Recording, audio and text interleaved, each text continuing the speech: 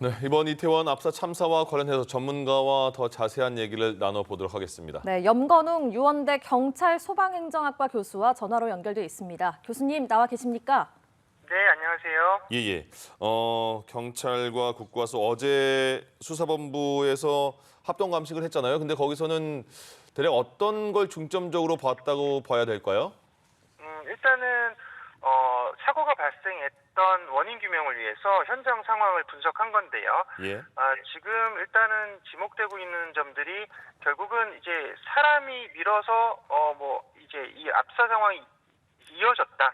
뭐 이런 지금 어떤 진술 증언들이 있기 때문에 네. 그런 부분을 일단 중점적으로 확인을 하고 있고요. 그래서 예.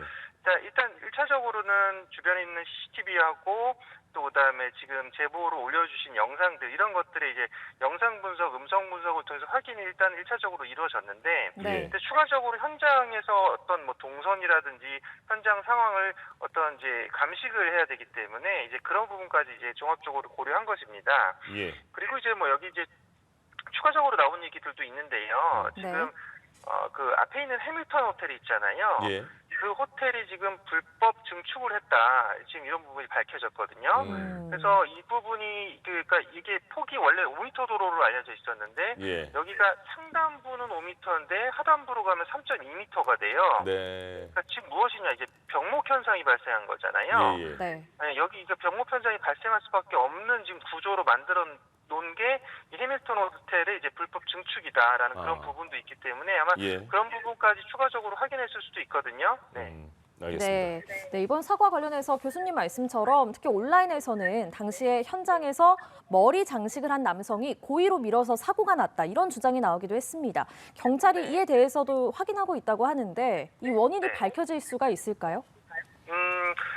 지금 이 부분이 사실은 저는 현장 감식까지 이루어졌기 때문에 아마 좀 빠르게 지금 수사 결과를 발표하지 않았을까라고 저는 좀 조심스레 예측을 해봤는데 네. 아직까지 결과 발표를 하지 않는 것으로 봐서는 분명히 지금 이 사안에서 어떤 이제 이렇게 결과적으로 누가 떠밀었다라는 네. 부분이 이 사망에 이르렀다는 악의적인 고의성이 밝혀지면 이제 그 사람은 당연히 형사처벌 대상이거든요. 예. 그리고 또 이게 사회적인 비난의 대상이 될 수 있잖아요. 네. 그러다 보니까 이 아마 결과 발표에 신중을 기하는 것 같은 이제 느낌이 들어요, 경찰 입장에서. 예. 그래서 이런 부분에서 이제 면밀하게 정말 또 이게 괜히 잘못해서 억울한 가해자로 몰릴 수 있기 때문에 이런 네. 부분에서 결국은 경찰에서 아주 좀 신중하게 자료를 다 분석하고 현장 감시까지 이루어진 상태에서 지금 내용을 확인한 다음에 지금 물론 이게 사실은 지금 여러 가지 증언에서는 뭐 어떤 악의적인 의도를 가진 사람이 밀었다라는 지금 뭐 여러 가지 진술들이 있지만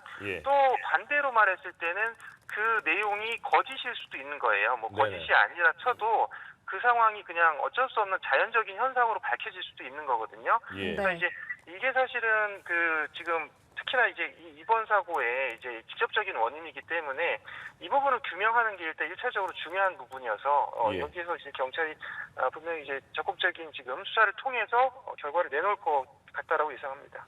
예. 일단 수사를 통해서 알려지겠지만 저희가 근데 화면을 보더라도 그렇게 많은 사람들이 몰려 있는데 몇 명이 그런 악의적으로 밀었다고 밀리겠는가 그런 뭐 궁금증은 듭니다만은 일단 조사를 하니까 그건 지켜봐야겠고요.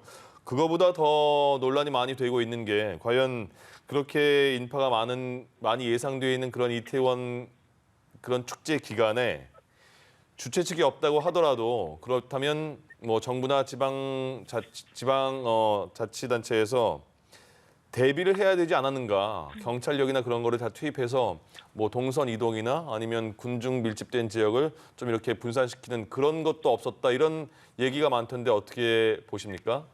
네, 저도 계속 말씀드렸던 부분인데 이제 네. 핵심적으로 그 상황에서 사고가 발생할 수밖에 없었던 것은 이제 공간에 따른 밀집도를 낮추지 못했던 부분이 있고 이 부분에서 또 이제 저기 행사에 참여하는 인원들이 원활하게 순환되는 구조를 가지고 있어야 되거든요. 예. 그러니까 예를 들어 ABC가 걸어가는데 계속 같은 걸음으로 걸어가면 문제가 없지만 A가 갑자기 딱 서버리면 B와 C가 부딪혀 멈춰버리잖아요. 예. 그러면 A가 압력을 받고 넘어질 수도 있는 거고 다칠 수도 있고 이런 상황이 지금 앞서 상황과 같다라고 보시면 되는데 다시 말씀드리면 A가 계속 걸어가면 되는 거예요. 네네. A 앞에 가던 사람 A, B, C가 계속 동일한 속도로 걸어가면 되거든요. 예. 그러니까 이런 것들을 현장에서 계속 유도해야지 이런 안전사고가 발생하지 않는 것인데 네. 특히나 이런 좁은 구간에서 흐름이 끊기게 되면은 위험 상황이 발생하는 것입니다. 그래서 예. 외국 사례들을 보면 지금 이런 헬로윈 파티가 개최될 때 보면 기존에 있던 경비 병력보다도 훨씬 더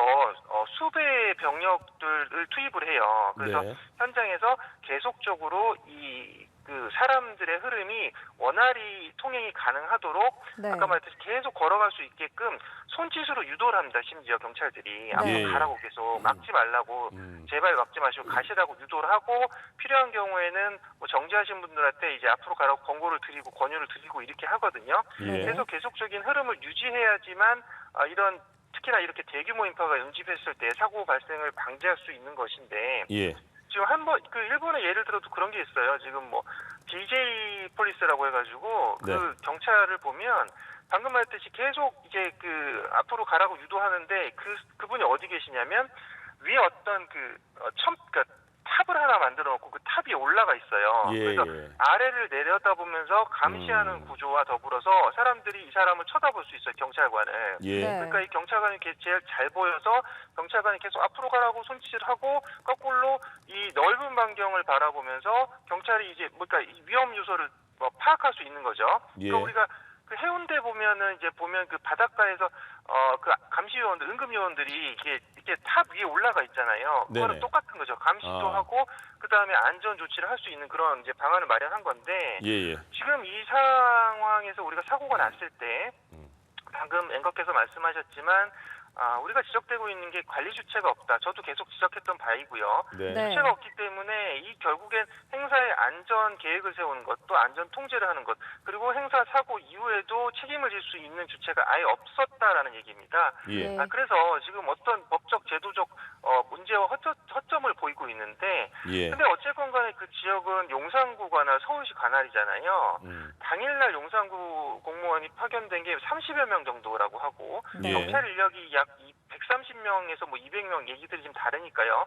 200명이라고 쳐도 결국은 10만 명의 인원을 감당하기에는 너무 턱부적인 인원이 있었다. 통제 예. 인원이 너무 적었다라는 거죠. 네네. 거기다가 결국은 이제 컨트롤 타워가 없었다라고 보시면 돼요.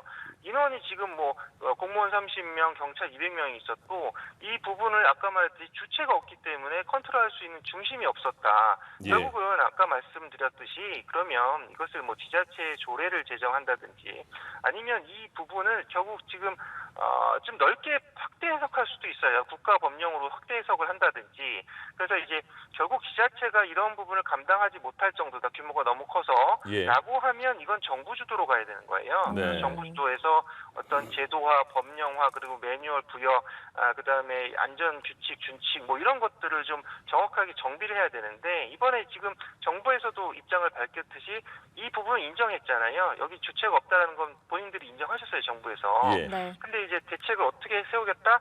너무 짧게 얘기를 하신 것 같아요. 조금 더 우리는 이 사고에서 정말 아픔을 많이 느꼈잖아요, 지금 시민들은. 예. 그러면 분명히 어떤 대책을 원하고 또 이런 것들이 우리의 지금 아픔을 좀 위로해 줄 수 있는 차원이라고 저는 생각을 하는데 네. 그러면 조금 더 적극적으로 이런 것들을 폭넓게 해석한다든지 아니면 구체적으로 체계적으로 좀 더 정립할 수 있는 그런 구체적 대안을 좀 제시해 줬으면 어땠을까라는 그런 좀 아쉬움이 드는 대목이죠. 네.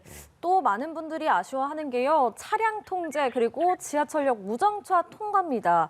차를 막았더라면 그리고 이태원역을 무정차 통과를 했더라면 사람들이 분산돼서 이번과 같은 대규모 참사를 막을 수 있었다고 보십니까?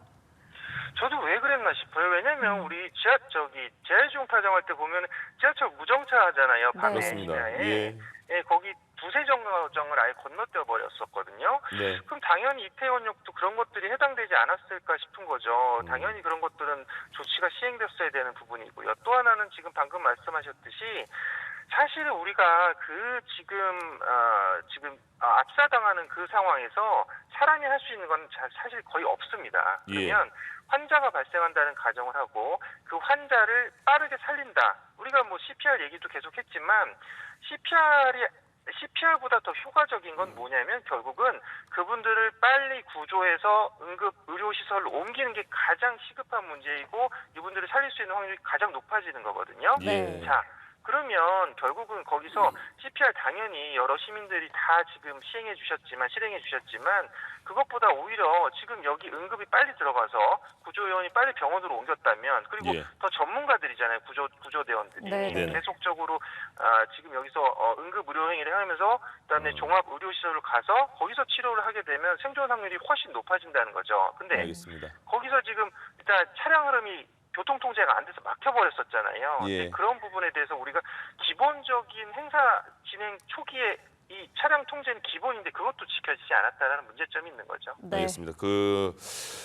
이상민 행정안전부 장관이 30일에는 이렇게 말을 했습니다. 특별히 우려할 정도의 많은 인파가 몰리진 않았다. 경찰과 소방을 미리 배치한다고 해결할 수 있는 문제는 아니었다고 판단된다. 이렇게 말해서 논란이 되자 어제 다시 이제 질문에 이렇게 말을 했습니다. 정확한 원인이 나오기 전까지는 섣부른 추측이나 선동성, 정치적 주장을 해서는 안 된다는 취지였다. 그리고 사고를 막기에 불가능했다는 게 아니라 경찰 소방 인력 배치 부족이 사고의 원인이었는지 의문이 드는다. 이런 취지였다. 이렇게 설명했거든요. 전문가가 보시기에 이런 그 주무장관의 판단에 대해서는 어떻게 보십니까? 일단 처음에 말씀하셨던 게 하나 더 있었죠. 거기 지금 집회식 인력이 더 투입했다라는 말씀을 일단 하셨었고요. 예. 서울 쪽에. 맞습니다. 그래서 거기 인원이 집중됐기 때문에 여기 인원이 덜 투입됐다 이런 분명한 그런 발언을 하셨었고요. 그다음에 특별하게 지금 우려되는 상황은 아니다. 인력이 그렇게 많이 몰린 거 아니다라고 하셨다. 근데 인력 많이 지금 사람들 인파 많이 운집했잖아요. 10만 정도가. 네. 그렇습니다. 그리고 섣부른 추측하지 말고 정치적인 선동하지 말아라고 하셨는데 누가 지금 정치적 선동하고 있나요? 지금 전문가들이 저를 포함한 전문가들이 지금 정치적 선동을 하고 있나요?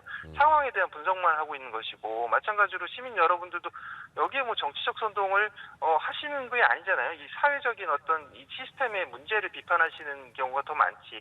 물론 일부에서 정치적 선동하기도 합니다. 근데 이런 부분에 대해서 우리가 정부에서는 사실 이거 귀를 기울여 들어야 되는 거예요. 여러 가지 의견들에 자기들을 비난하는 의견도 듣고 또 옳은 의견이면 수용하고 이래야 되는 거거든요. 알겠습니다. 유가족들도 그렇고 또 부상자들, 목격자들 트라우마가 정말 심각할 것 같습니다. 이분들에 대한 심리 치료가 필요할 텐데 어떻게 이루어져야 된다고 보십니까? 중요합니다. 일단 이분들이 정말 아픈 기억을 안고 계속 살아가야 되기 때문에 특히나 지금 희생자 대부분이 아니면 부상자 대부분이 거의 다 10대, 20대잖아요. 네. 앞으로 살아갈 날들이 더 많은 분들이기 때문에 이런 특히나 이제 젊었을 때 어떤 이런 끔찍한 고통을 겪게 되면 평생 정말 지우지 못하는 상처로 남기도 합니다. 그래서 이분들에 대한 이제 심리 치료를 당연히 지금 국가에서 병행한다라고 지금 얘기를 하고 있고요.